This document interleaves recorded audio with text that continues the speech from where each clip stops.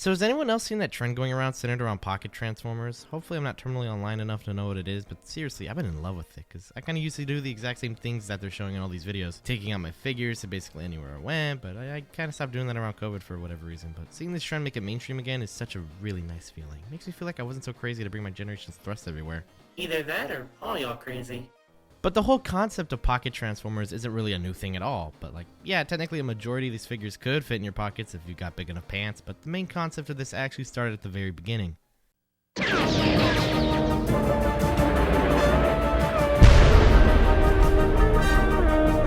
The mini vehicles, or mini bots as they're more widely accepted name, were an inexpensive, simpler class of action figure compared to the pricier options of the 1984 line, originally coming with 6 characters to kick off the first wave: Cliff Jumper, Brawn, Gears, Huffer, Windcharger, and of course, Bumblebee. There was also Bumper, but since he's technically not even supposed to exist, he doesn't count. These 6 characters were meant to be Hasbro's affordable offerings, allowing families a chance to own Transformer products without forking over a week of pay. And for their size and their time, these things are pretty sweet. Personally, the only real mini-bot I own is Warpath, but for as small as these little guys are, they are shockingly entertaining. And just like that, ever since 1984, the Transformers brand has always offered some kind of smaller class of figure, either something named Legends, Core, Cyberverse, whatever they were called, they worked and have stuck around ever since. But here's where things get interesting. Because of their small size and engineering of the era, those mini-bots are severely lacking in everything. No real movement, barely any details, and not even any weapons thrown in. Yeah, these are supposed to be cheap and bare bones, and I get that, but I feel like I want a little bit more with these things. You really have to use your imagination for these ones. Enter Missing Link.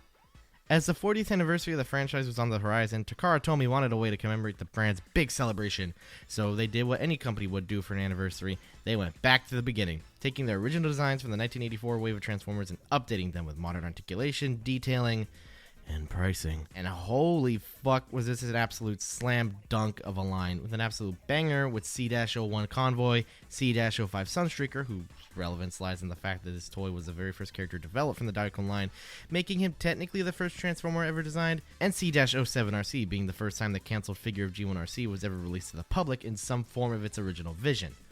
Overall, Missing Link looks like an absolute perfect fantasy of a toy line. But how well did they nail the mini-bots? They've had better transitions.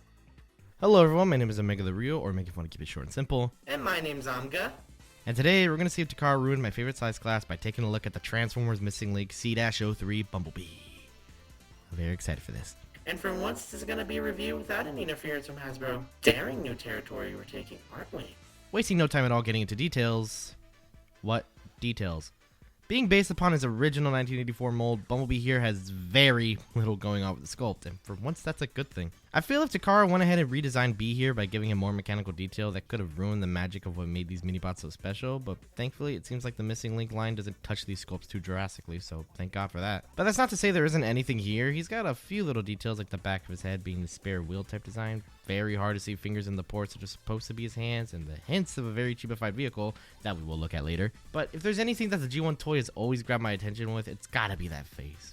For some weird reason, there's a discrepancy between the toy and the cartoon, where he's got this pretty sweet visor on his toy, but just has a generic doopy face for the show. The comic doesn't seem to help his case any better with switching between visor and face for the first few issues before finally using the show's design for B instead, and personally it's one of the large reasons why I like the G1 toy so much. And while different variations over the years have tried to give B this sort of battle mask type look, it really seems like you can't beat the original. Story of this franchise. And if I thought the details were lacking, it gets worse when you get to paint. Surprising nobody.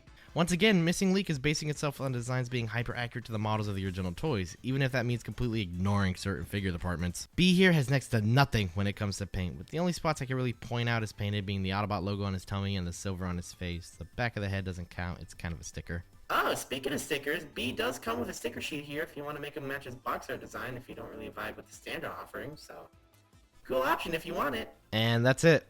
And unfortunately, that's accurate. Once again, I gotta point to the sign that says these things are based on figures that costed mere cents to produce, so obviously if they want to keep these things accurate, they gotta completely ignore trying to touch up any small details. And if you think these black windows are painted and I'm just ignoring them, I'm not. The beetle cab just drapes over a molded segment.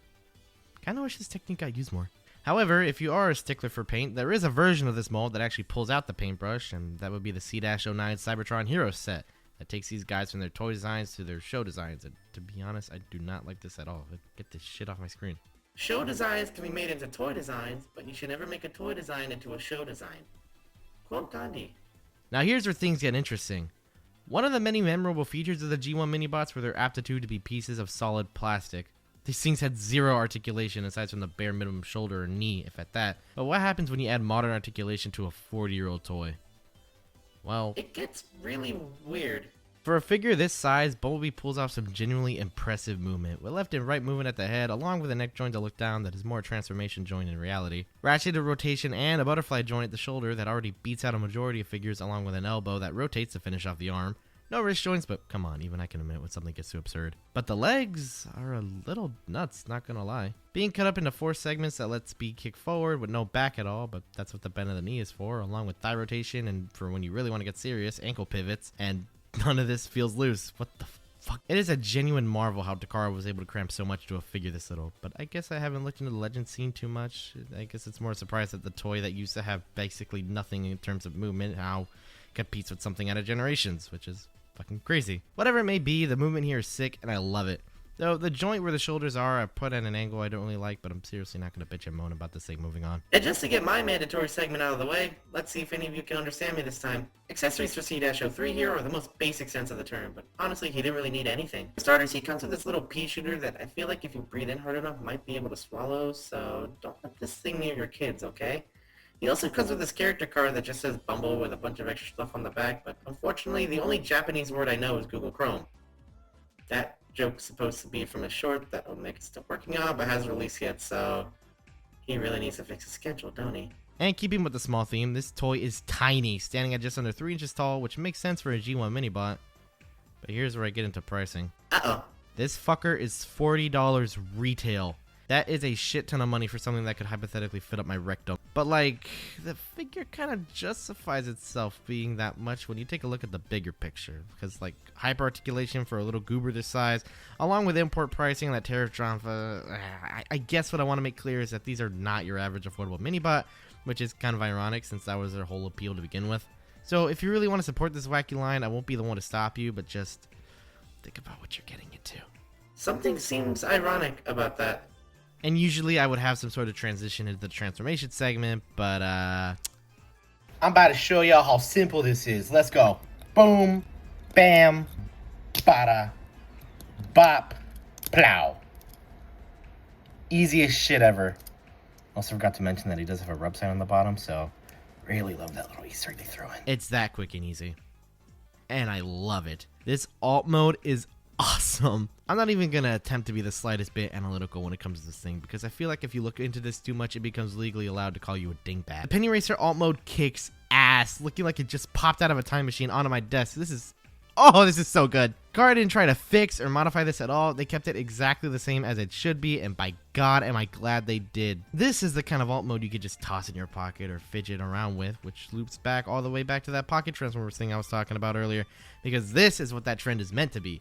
Not masterpieces, not giant-ass Titan-class shelf hogs, just these small, simple goobers. And I find that beautiful.